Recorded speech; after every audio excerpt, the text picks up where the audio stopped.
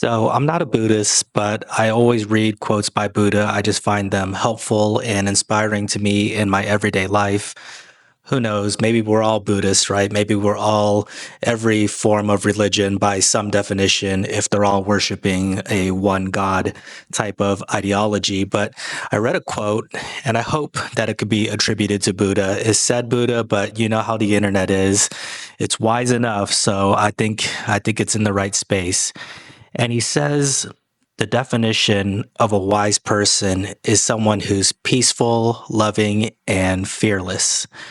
I really appreciated it because what immediately struck me is he didn't say somebody who's extremely logical, somebody who's good at debating other people, somebody who's a mathematician, somebody who's a politician.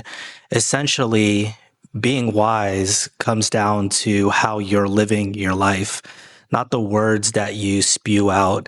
And I always thought that this was the case. You see so many people who, and I wouldn't dismiss them as saying that they're unintelligent, but we have to be looking at this holistically, where you see somebody who can say so many things, they could spout off so many different facts. They may be an expert in one or two fields, whatever it may be, but their personal life has a lot of room to improve. Maybe they don't take care of their physical health. Maybe they don't take care of their environment.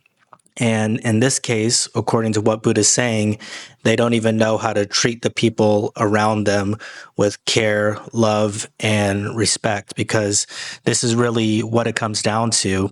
It goes back to what Maya Angelou said, even though it's, overquoted as anything, I'll contribute to it now too. It doesn't matter what you know. What matters is how you make people feel.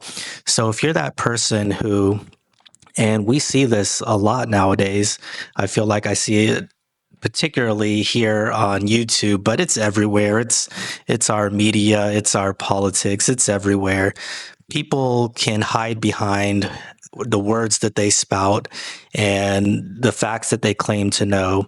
But if you're not thinking about how you could take care of that person next to you, then it's not to say that you're not smart, but you're not looking at the hierarchy of intelligence correctly.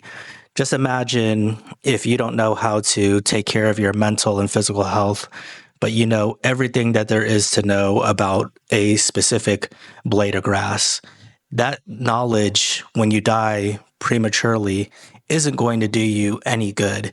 You may be able to leverage it, but ask any rich person, is it really worth it without their health? So if you understand this sort of hierarchy, you know that you want to be prioritizing taking care of others, taking care of yourself. And the fearless part I thought was interesting because it makes the quote sound cool. It's a nice contrast, but essentially, my interpretation of that is that we have to have the courage to go for what's important to us in life.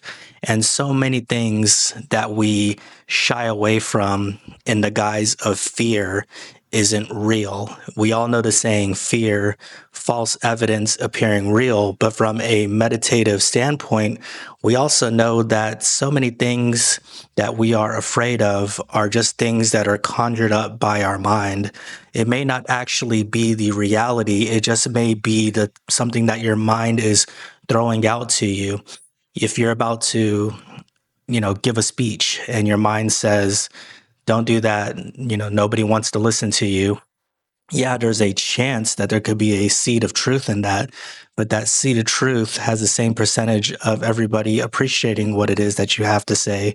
If you're about to go up and speak to somebody, your mind says, hey, that person probably doesn't want to talk to you. That person may reject you and embarrass you.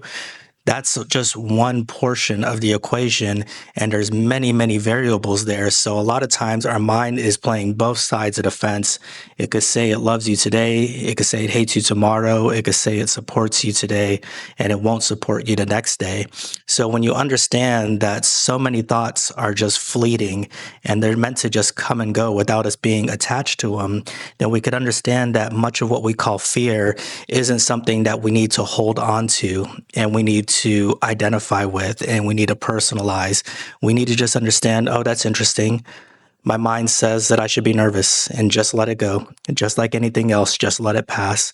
And then you'll be able to move forward and not have this paralyzing effect that fear could have on our lives. You look at some people, large portions of their life go by without taking any sort of fulfilling action because they're paralyzed with fear. And when you understand that fear is just part of what we go through, part of the one of the emotions that we go through, and it'll change to something else in a minute and it'll change to something else in a minute, but we only hold on to that fear, then we'll understand that we may be holding on to something that's not real.